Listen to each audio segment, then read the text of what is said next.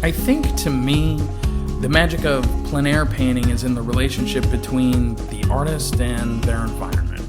It's not so much about the painting itself, but about being present in the moment. Just detaching from the rest of the world and truly taking in space for what it is. It gives you time to appreciate and reflect and time to breathe.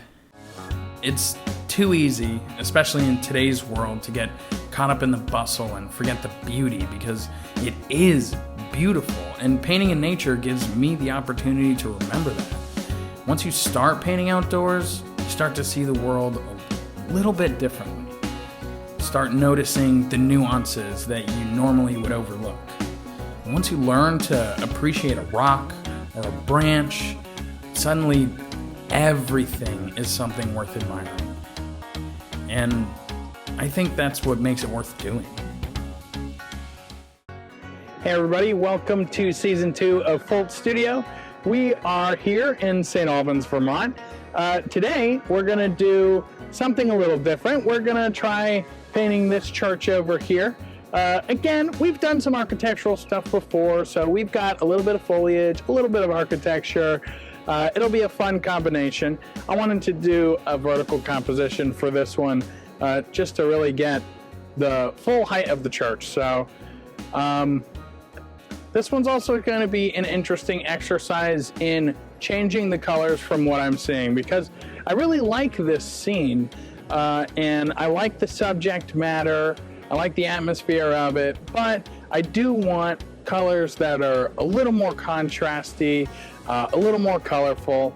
So I'm gonna try kind of messing with those colors a little bit and see if we can't come up with something that looks a little more interesting than the actual scene in front of us. So, as always, I'm gonna start out with a burnt umber wash. This is just burnt umber paint with some mineral spirits added to it. I wanted to get it to flow really nicely so it covers the canvas well. And I'm just gonna spread it all over. Not in any particular kind of way. I just want to knock back that bright white canvas so that I can judge the colors that I'm putting on there a little better. Most colors, when you put them on a white background, are always going to look a little too dark. So having a nice neutral tone to paint on top of can really help when it comes to color mixing.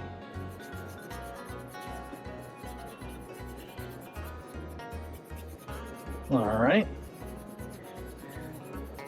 And this is probably good enough.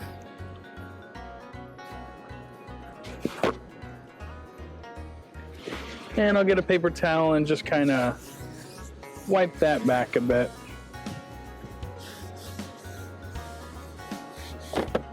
Oops. The canvas popped out of the easel a little. It's good to try and make sure your canvas is secure while you're working, especially if you're working in a high up spot like we are today. Make sure your canvas is nice and secure in there. Now this doesn't have to be particularly nice looking at this stage. Again, I'm just trying to cover that white with some sort of tone. That's the only real goal here. Yeah, that's probably good enough. I'll go ahead and re-secure the canvas to make sure it won't move again on us.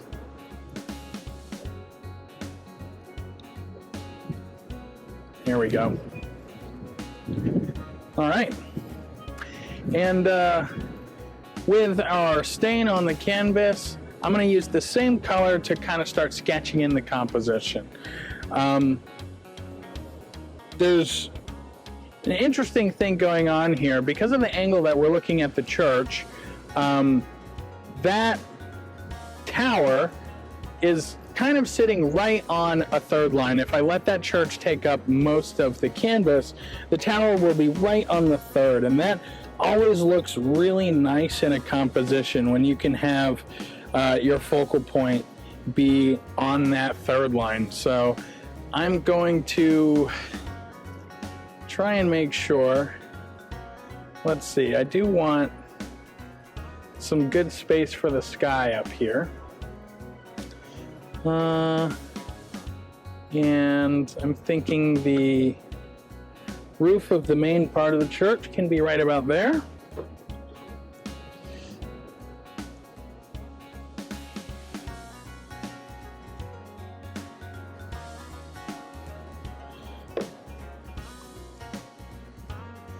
Now, the idea behind these initial sketches is really just to get a good placement of all of your elements. I'm not worried about adding detail or anything like that at this stage. I really just want to know where all of the main elements of my painting are going to sit in the final composition. So that's all I'm really trying to focus on here. Let's see. Probably could shrink that church up just a tad. In fact, I think I will. You can just wipe this paint off. It's pretty forgiving. And I think let's actually start by marking in that tree at the bottom. And that'll give me a better idea of where I'd like the church itself to sit. There we go. If the tree's there, let's put the roof more like here instead.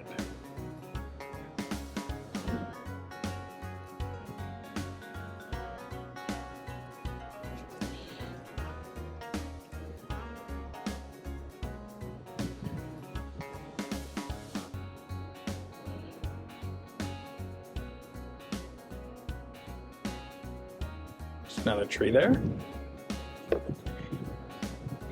And this will be where the bottom of that slope is on the roof.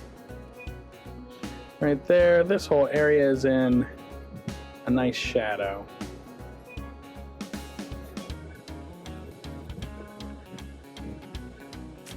And of course, the star of the show here, let's mark in where that tower is going to go. I want it to be right about here.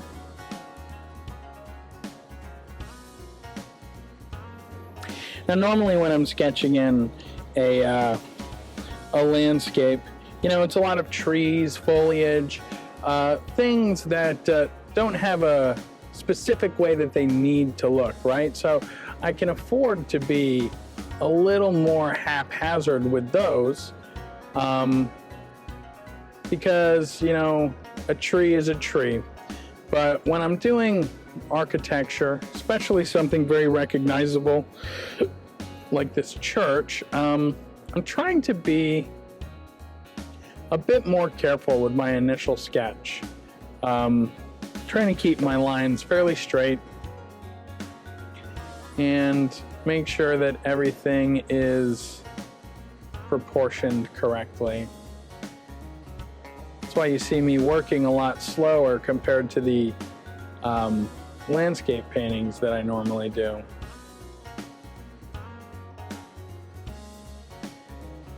There we go. That feels pretty good.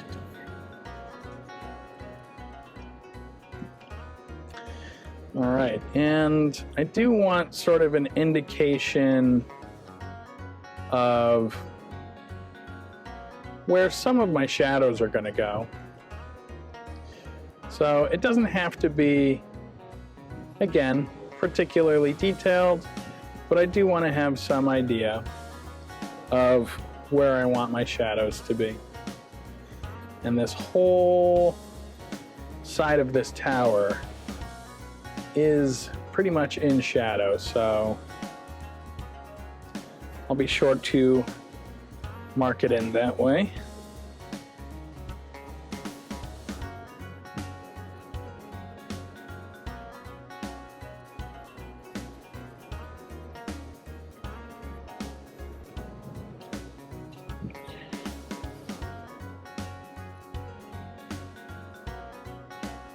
Got a nice shadow there. And there's a little bit more of a tree there.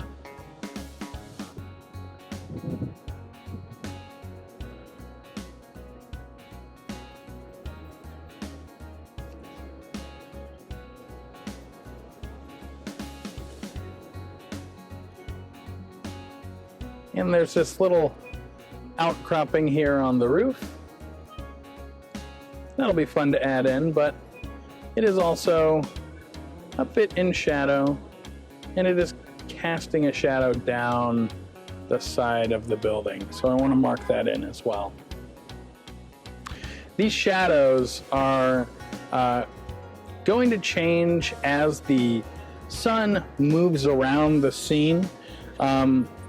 And I like the way they are now. So that's part of the reason why I want to make sure to get these shadows marked in, because by the end of this painting, the shadows will be most certainly in different spots.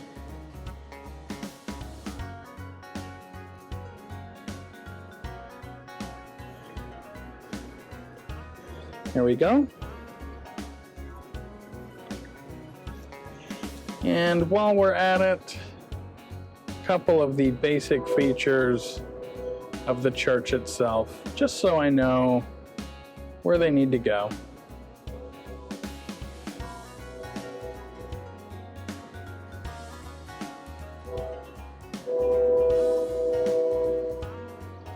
And that should be enough. Okay. And the last thing I want to mark in before we start moving into color is where the trees and that distant hill behind the church are. There are some other buildings kind of encroaching in on this scene, but I really want to just focus on this church. So for the sake of this painting, I'm going to just pretend those buildings aren't there. Fill that space in with a little bit more of those trees. And then the distant hill in the back. Okay. So this is the composition that we're going to work with. And I like it. I like it quite a bit, actually. Again, with vertical subjects like this, it is nice to, flip that canvas, have a vertical canvas, kind of play with your ratio a little bit, because most of these paintings do end up being horizontal. So this is just something a little bit different.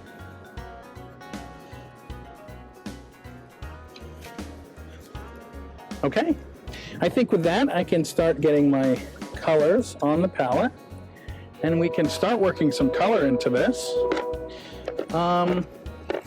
Today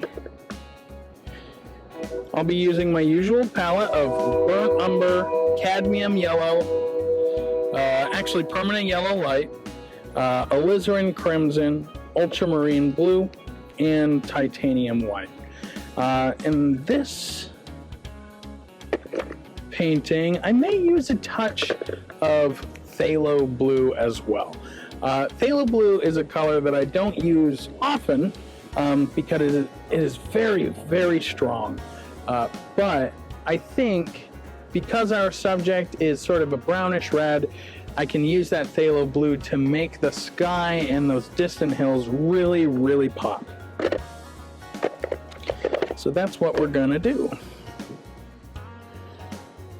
All right. And let's see, our alizarin crimson.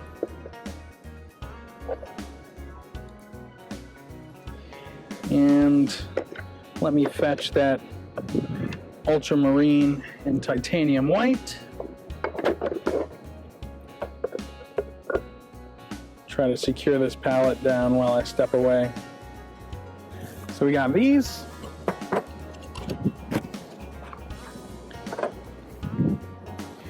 It is a shockingly windy day up here. But I guess that tends to happen when you're up at a pretty high elevation.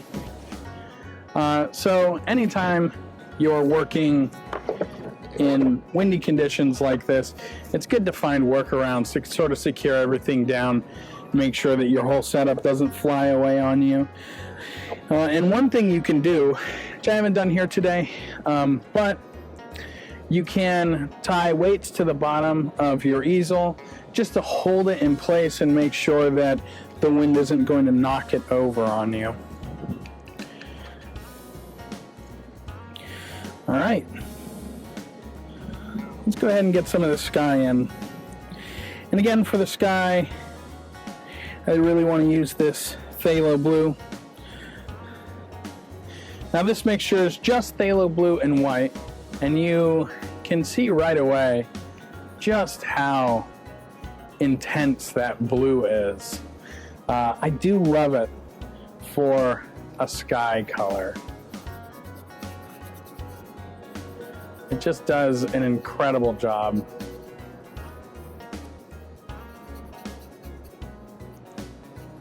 There we go.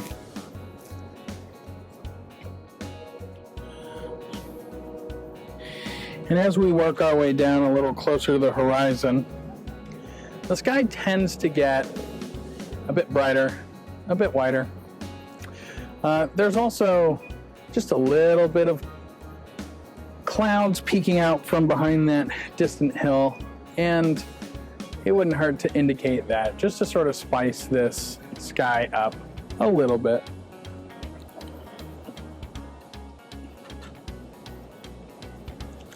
The hardest thing with skies, I think, is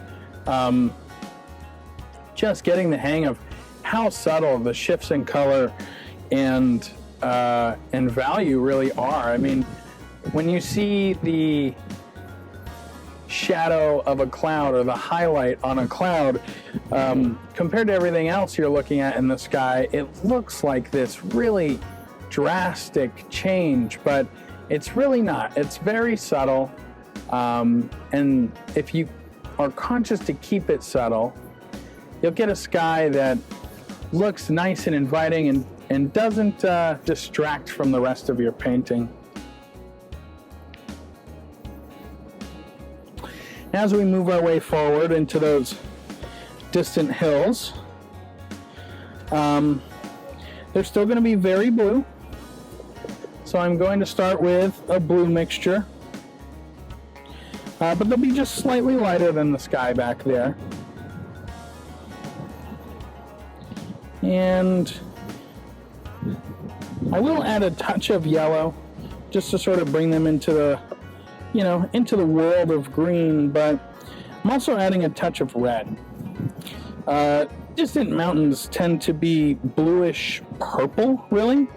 So that's sort of the color that I'm going for here, is a bluish purple color.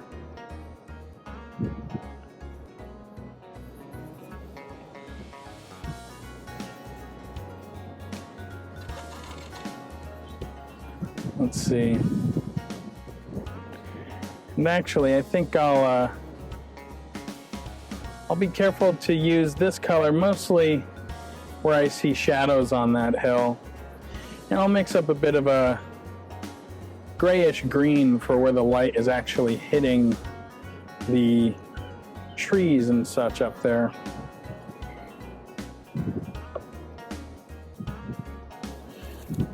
Let's see.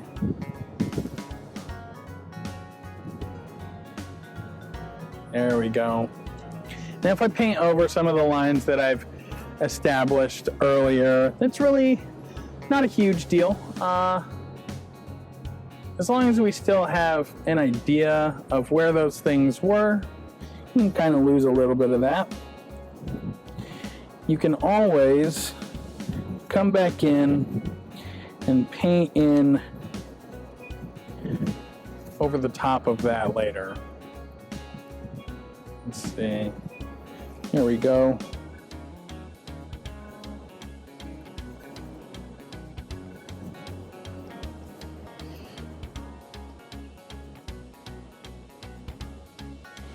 There, and you can see kind of just how subtle the color shift is there between the shadows and highlights on those distant mountains.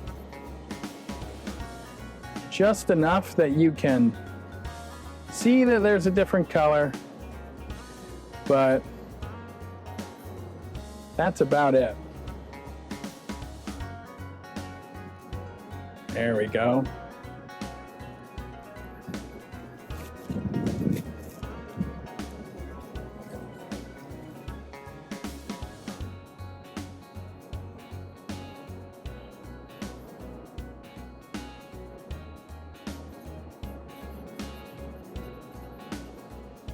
And I'm just going to kind of take my brush and lift this paint upwards to just give the indication of some trees on those distant hills.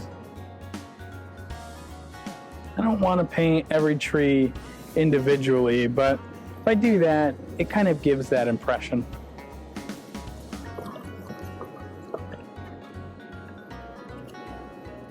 And we'll move one step closer, work on that next round of trees. Now these ones are much, much closer to us, so they're going to be a lot darker. Gonna have a lot more of a greenish tint to them than those distant trees.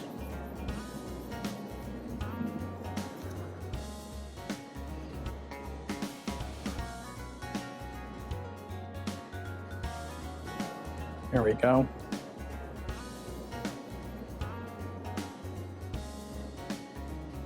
And I'm just sort of marking in the shadow colors here of these trees.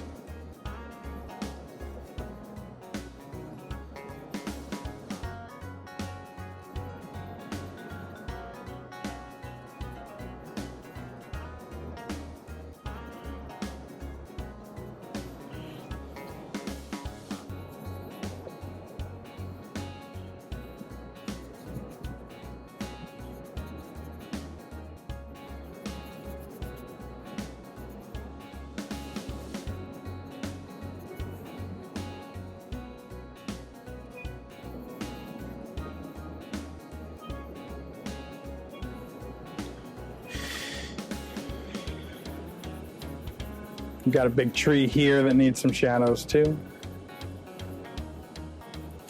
And again, I'm not being very careful with my shadows here. I'm kind of just laying them in a little haphazardly. I plan on painting over a lot of these shadows with my highlight color later.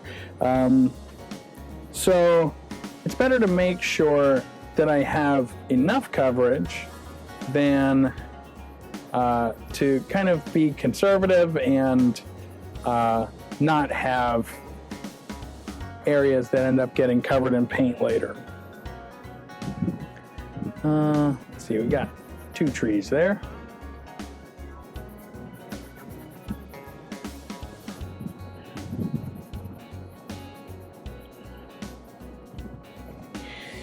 And while we're at it, just a touch of green into the trees that will sit in this space as well.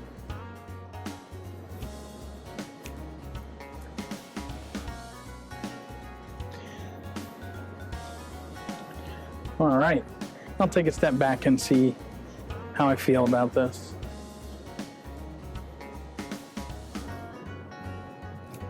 Okay, I really like that as a start. So now, while I still have green on my palette, I like to kind of mix from the color that I was previously using. It makes the process a little faster, but it also helps give your colors some nice cohesion. When you're mixing from a color you already have, it usually tends to just lay a little better next to the colors that you've placed on already. And I'm just coming in with some highlights on these trees to give them a little bit of form and a little bit of definition.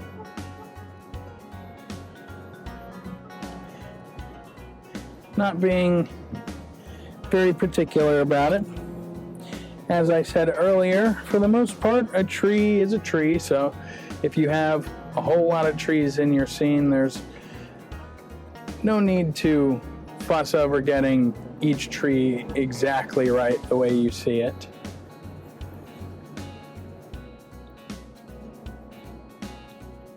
But I will kind of adjust my color as I move along. That way not every tree is the exact same color. It's nice to have a little bit of variation here and there.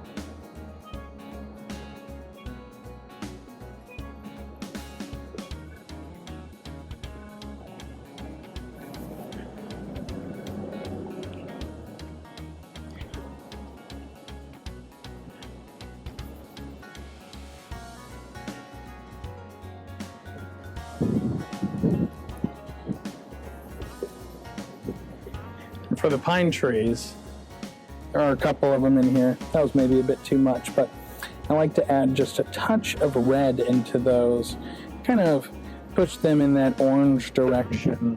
They tend to sort of have that color, but it also does help them stand out against the more leafy trees that are surrounding them.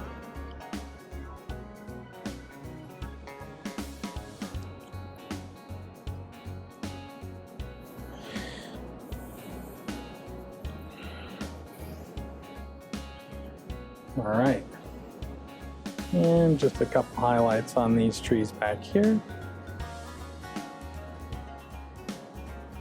That feels pretty good. I can always come in and add more detail to those trees later if I'd like. But for now, I really like them there. We did forget this guy in the front. That one's got a little bit more of that orangish, reddish tone to it, so that'll make it stand out against those other trees a bit more, which I like.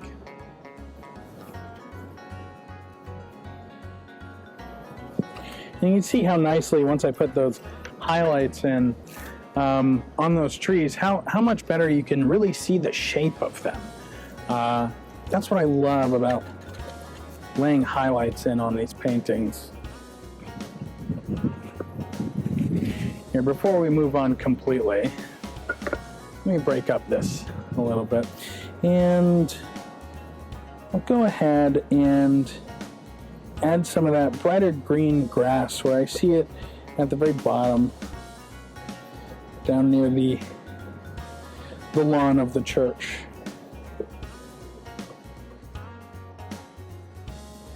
There we go. Just a bit. Now we'll see, I may change that. But for now, I really like it there. Now we can start focusing on our main attraction, and that is the church here. Even since we started filming, the light has moved enough where the front face of that church now has some sunlight on it, and that's going to give us an opportunity for a really dynamic and interesting look here. But I will start in the shadows, so I'm going to mix up a deep red. It's kind of a cool red. That's going to be for the shadow side of the church. And we can start right down here. Now see how those colors give the other colors so much context. Before I laid that in, the darkest areas were the shadow sides of these trees, and as soon as that color went in, it really sort of showed off how bright even the shadows of the trees are.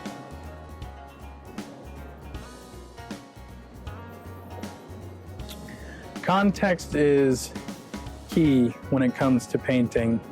Something can look very well painted all on its own, but as soon as you give it a little more context, it can be completely off, or vice versa. It can look terrible on its own, and then when you put some context to it, it looks fantastic. So one of my big rules for myself when I paint is not to judge my painting too hard before I have all of the canvas covered in paint. That's the only time you can really tell whether or not what you're doing is working.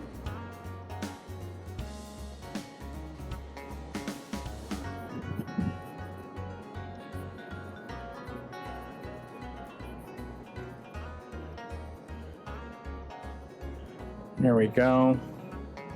Now I'm going to want to keep these edges nice and sharp, but I can always do that when I come in with my highlights afterwards. Right now, I just want to cover as much ground as I can.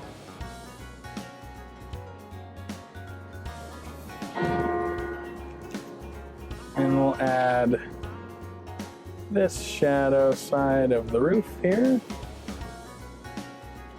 Get that marked in, and we've got some shadows down here on this part.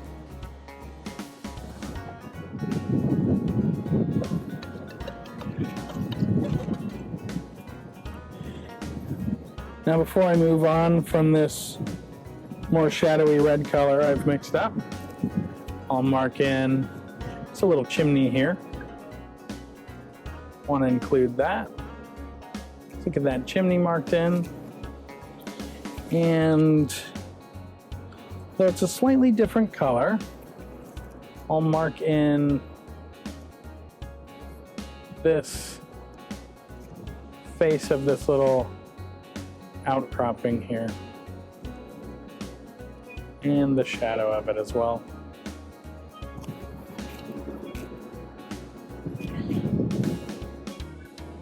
Now I can move on to the shadow colors on the roof.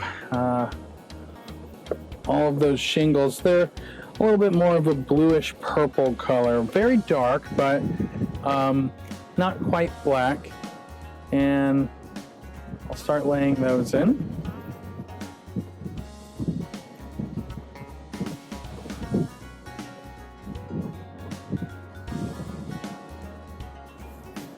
Again, it's important to remember that context is key. Even if this stuff looks a little strange when you first start laying it in, once the rest of your image is in there, it will almost certainly change the way that stuff looks. A little bit of a shadow there as well.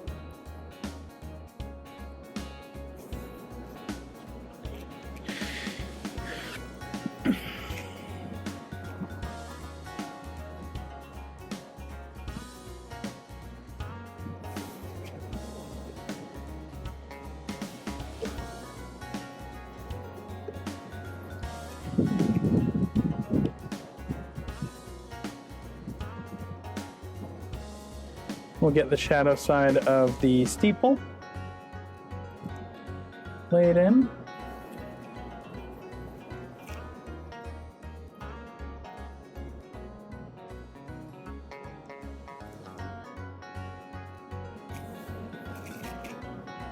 Wonderful.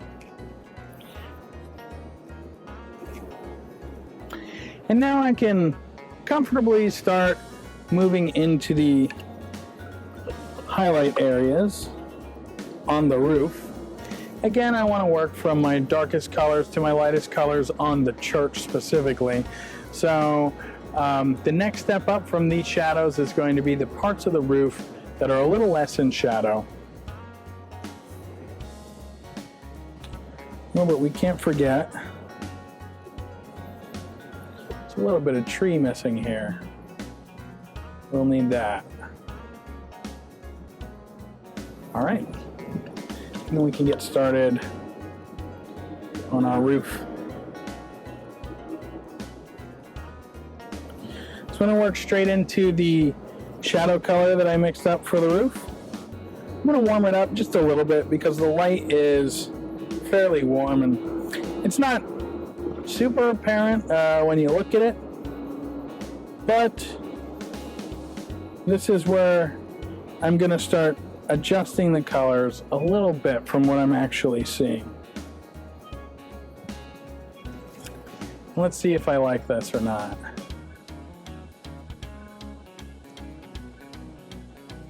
All right. I do like it. It's a touch too bright.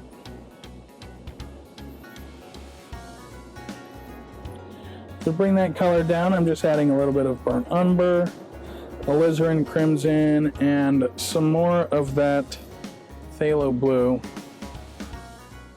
There we go. I like that a lot better.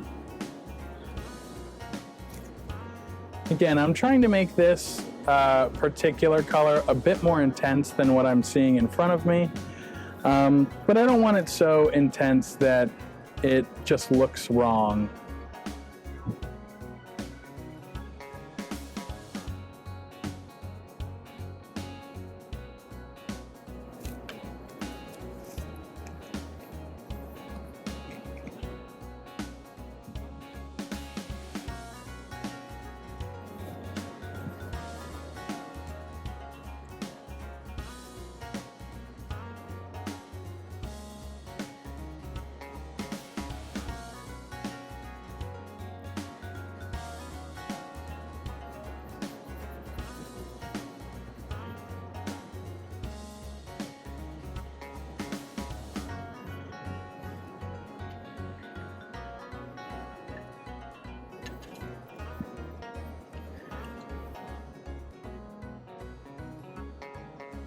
All right, just a couple more spots with this color. Here. I also want it light enough that when it's up against these shadows that are being cast across the roof, it's a decently stark contrast, so you can really tell that, you know, there is a shadow there. It's important. Okay. And with that, I can now move on to even brighter highlights. Let's go ahead and start adding some of the brighter highlights into the other parts of the roof. The front face of that steeple is much more brightly lit than the parts of the roof that we just painted, so I think I'll go there now. And I don't want it to be too gray, so we'll warm it up just a touch.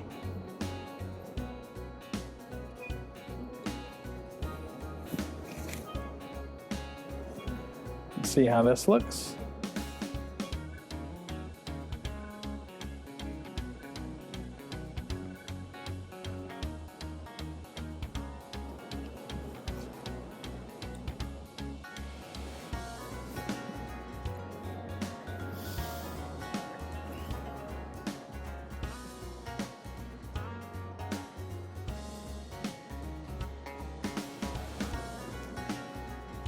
Here we go. We're really starting to pull the shape of that roof out of those shadows. Again, that is probably my favorite part of doing these paintings, is adding those highlights and watching the shape start really coming together.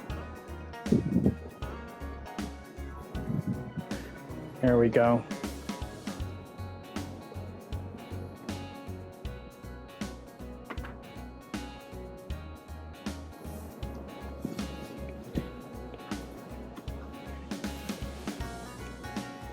All right, and just as bright, maybe brighter than that area, is this little slope of roof right here. There we go. In real life, it is almost blinding. We'll see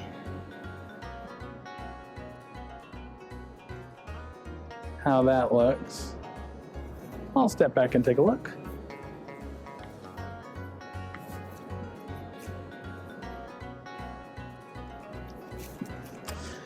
Well, I don't hate it, but it is a little brighter than I think I'd like it to look. So let's tone that down just a bit.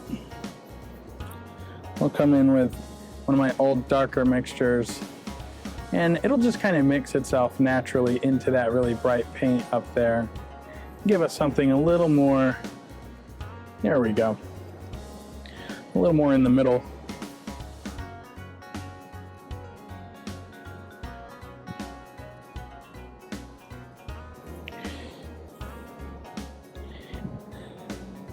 And over here on this section of the roof, we're just sort of repeating that same process.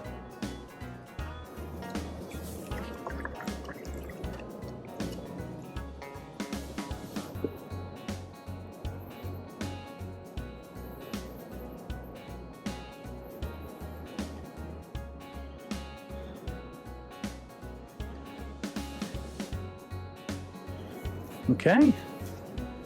Now we can start working on the areas of the front of the church where the light is hitting it directly.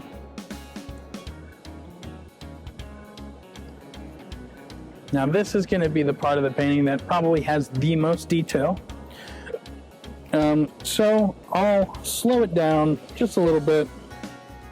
Really try to pay attention and be careful with my marks.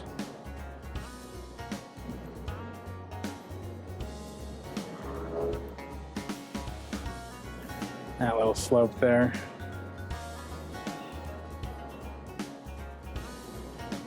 And there.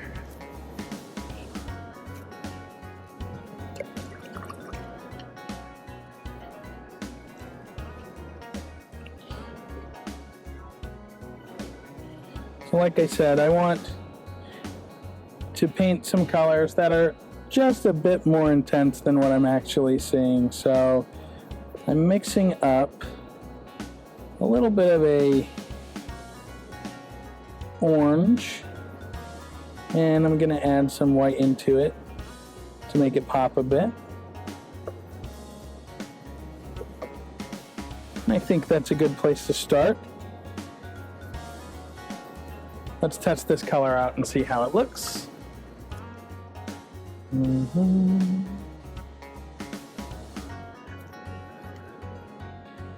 All right. We'll darken it a little bit.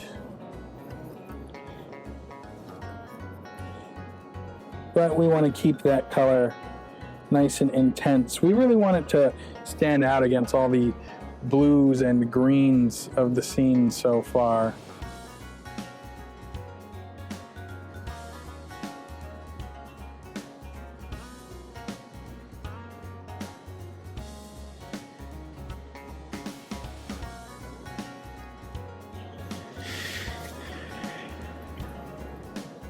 There we go.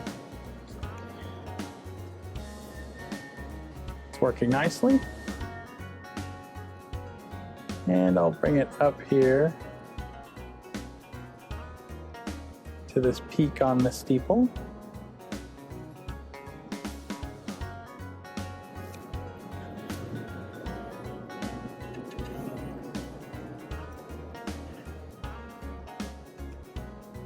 And of course, down here onto the front of the church.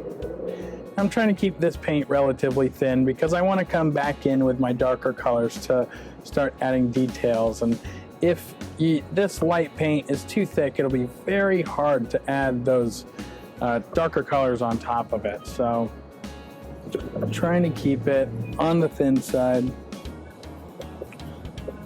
I'll darken this color a bit as it works its way down. That'll just give us a little more visual interest.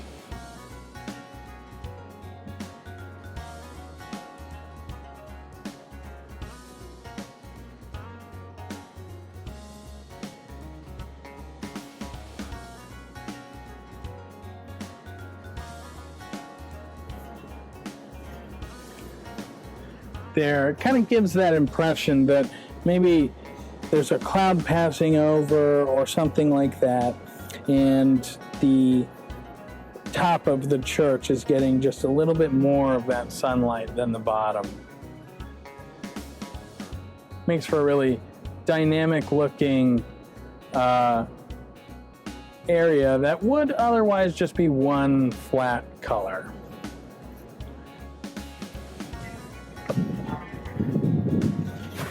And let's clean this brush off just a bit.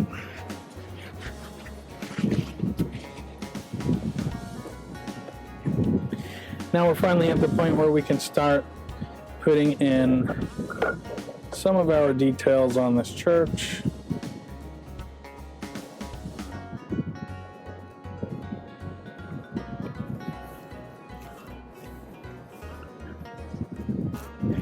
And I think I want to start with, let's see.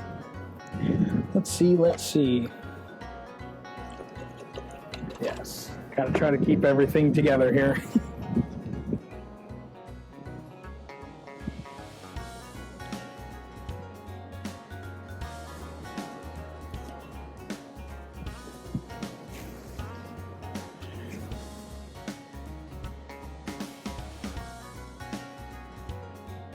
I love that clock face, and quite frankly, the clock face is probably going to be the hardest part to paint. So I'm going to try to get an indication of it at least.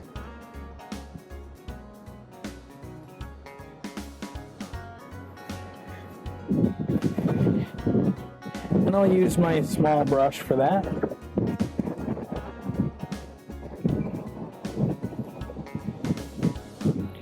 I've got some of this mixture left over from when I painted the roof, so we can use some of that for the face of the clock. There we go. Just enough to get the idea.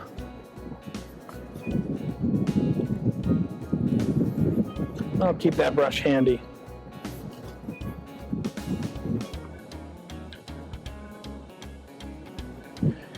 All right, and I want to get, there's this sort of lip across the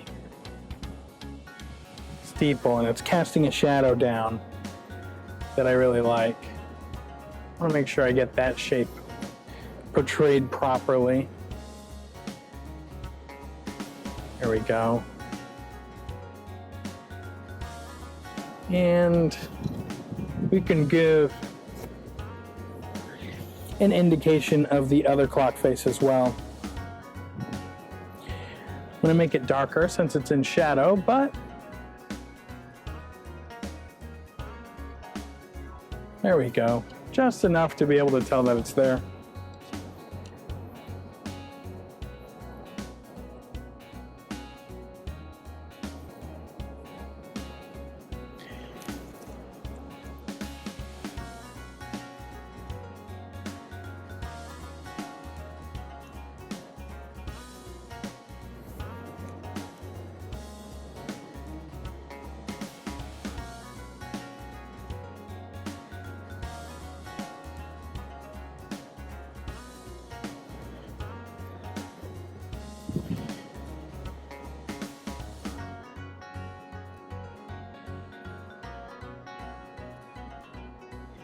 Again, I was careful earlier not to make that highlight color too thick, because if it had been, I would have a lot more trouble sort of laying these darker shapes on top of it.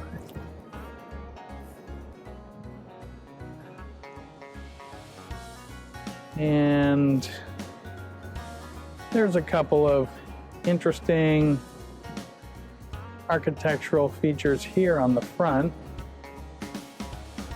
that I'd like to get.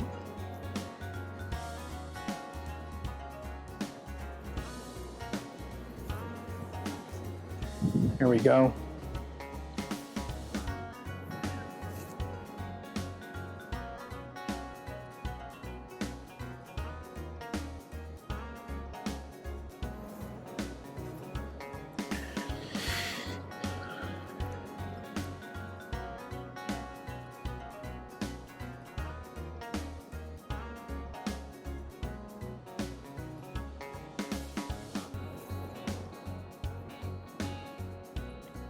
Got these nice curved windows as well. Painting churches is always fun. They always have really nice architecture. Always something interesting to look at there. I think you can find some character in pretty much any building you want to paint, and find a way to make it fun and make it interesting. But I think, you know, just with how complicated the architecture of most churches is, you really don't have to work for it to make it fun and interesting.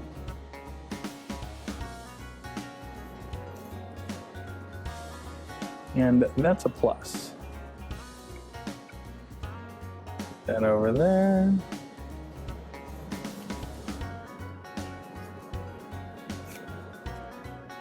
All right. And I think in my final little stretch here, I want to play with that light just a little bit more. I think there are some things I can do with that light to make this painting just that much more interesting. So I'm going to introduce an even brighter light hitting the top section of the church. There we go, something like this.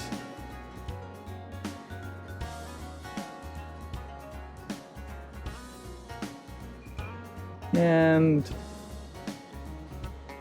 I'm gonna kind of let it fade out. I don't want it to go too far down. I just want a little bit more good light right towards the top.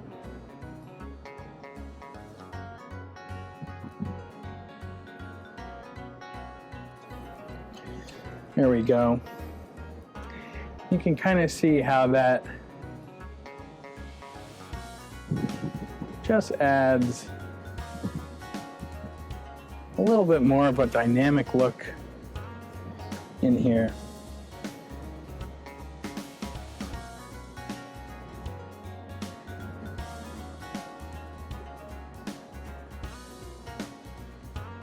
Being careful not to paint over those darker details I established, just to brighten up the light ones.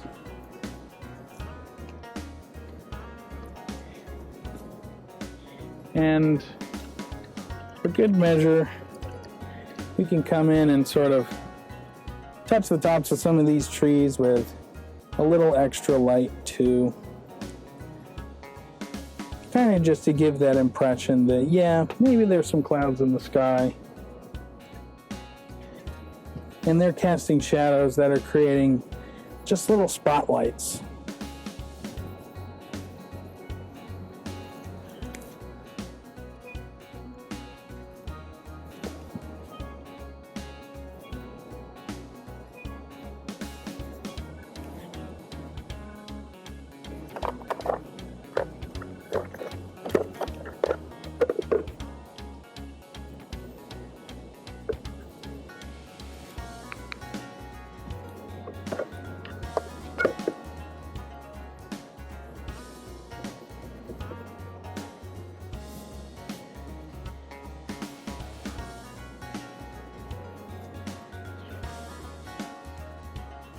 There we go. Just a little bit more light in there.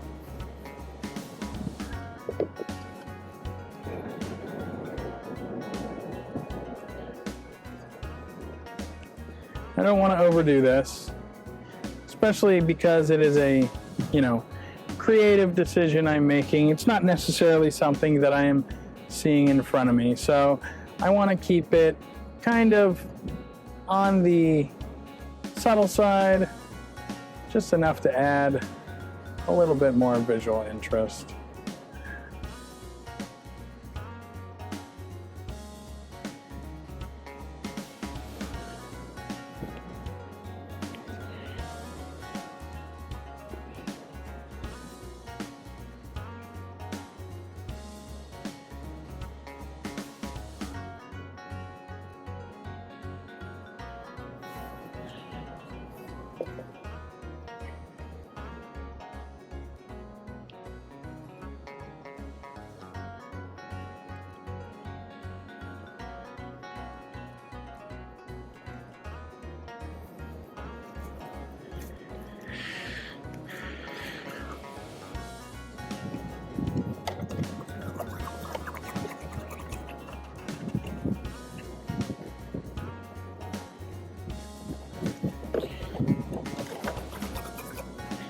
And as a sort of absolute final touch here, I really think just the indication of some slight clouds in the sky would be nice.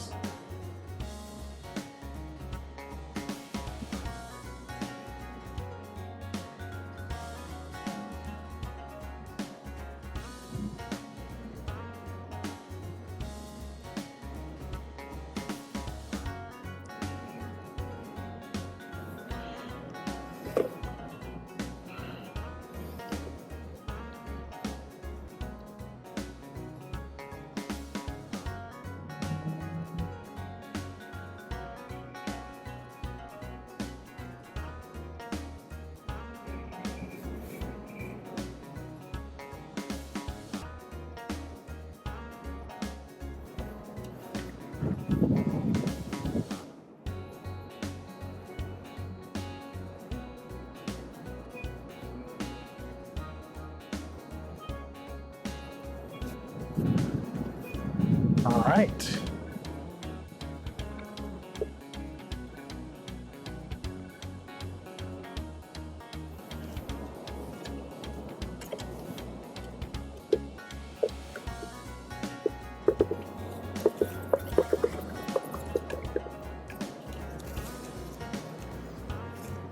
I like that a lot better. It's not an intensely detailed painting, but all the information that you need is there. I like that decision I made towards the end to kind of brighten the light at the top of the church. That really sort of helps break that flat plane up, give it a little more visual interest, kind of give your eye something to focus on. And I think just to tie into that a little bit more, I might add a slightly brighter light right at the peak of the roof. That will help the roof stand out against that darker background.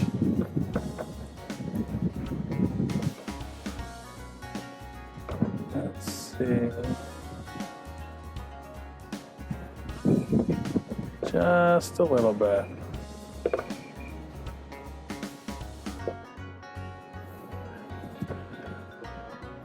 Okay. And there we go. It's about as far as I really feel like this painting needs to go. I like to keep them strong and simple, and I feel like that's exactly what this piece is. And what a beautiful location and subject to paint today. So I'm feeling pretty good about it. Thanks for sticking around with us, and I will see you guys next time.